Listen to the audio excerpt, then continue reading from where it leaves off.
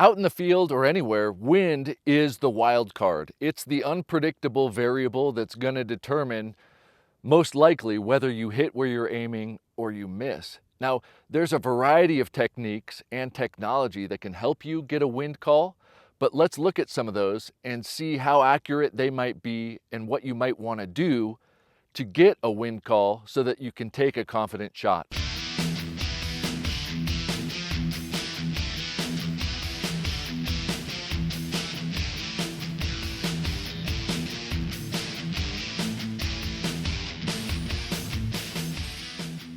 A technique that's been around since shooting began is feeling the wind and getting comfortable with your environment. Now, that also grows with experience, but it's something that we can learn to do, and we have the senses to be able to do that to a certain degree. Now, out here, without technology, I can feel the wind, and I can tell that it's coming from this direction. And to me, based on my experience out here, the wind currently is about 4 miles an hour, and it's coming from this direction, and it's going up and down. So I would say that there's a range between 3 and 5 or 3 and 6. So I'm going to write that down. I'm going to say 3 to 4, and then sometimes it jumps to 6 momentarily, and it's coming from this direction. Now I can't really pinpoint the direction, and the vegetation isn't giving me clear sign of a particular direction, and my hunch is it's kind of swinging a little bit back and forth. But if that's all I have to go with, and I'm shooting a 308, which is a 4 mile an hour gun, I know that it's going above and below the mile per hour of my gun, which gives me an idea that a shot in this direction is probably gonna relate to that mile per hour column, or if you've columned out the wind and made brackets for different speeds, it's likely going to be 4 miles an hour, full value. That's what you have to go with, and there's no other way to determine that unless I was already comfortable with terrain. But if I had to go off something, I would hold left into the wind, and I would hold for a 4 mile an hour hold. That's good. When you're getting wind, what you really want to know is the speed and direction. And one of the coolest little things that you could have for speed and direction is a Kestrel. A Kestrel has a little propeller or impeller or whatever you're going to call it, and it will tell you its measured wind speed. So it's not uncommon to see shooters pick up their Kestrel and point it into the wind and hold it to get a wind speed. And this is going to give you an average and a maximum wind speed. This is important because getting wind speed and direction is going to help you make an accurate wind call on target. Now, what I'm doing now is measuring the wind speed and a general direction.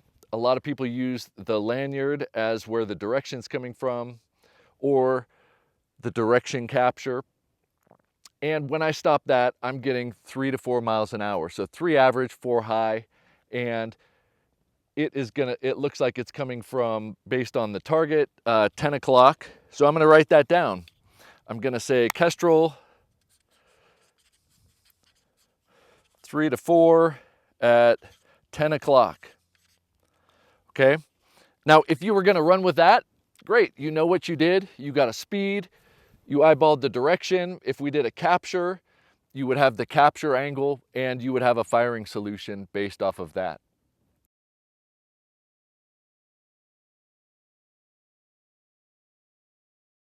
Another technique that's helpful in finding where the wind is coming from more than I think it's coming from that way, and I'm kind of capturing a general direction.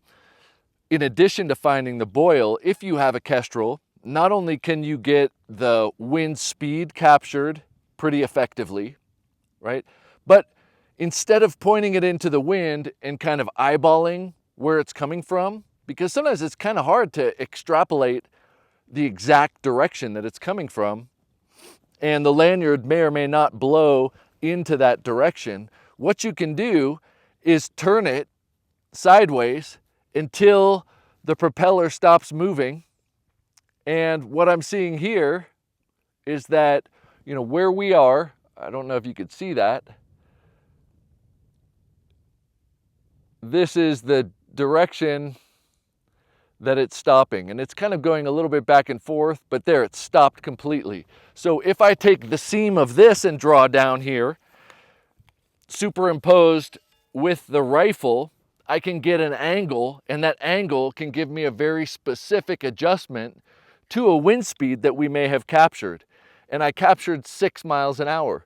So if I take 10 o'clock, which is basically 90% of 6, I would be holding essentially 5.4 miles per hour of wind.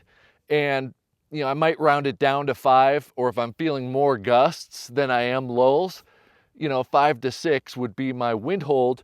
90% of that would give me probably a more accurate wind data than, I'm feeling something and it's kind of moving around and I'm holding it. So what we're trying to do, if you have time and opportunity, is figure out what's giving you the best piece of information as soon to the shot as you can, so that you can make that accurate wind hold. Now, while I was talking, the wind kind of died down, and I could take that into consideration because I'm still able to do the feel, but knowing the direction that it's coming from, the speed, and then making those angle adjustments with your rifle pointed to the target can allow you to make a very fast decision change based on feel, having the data that's more accurate from technology.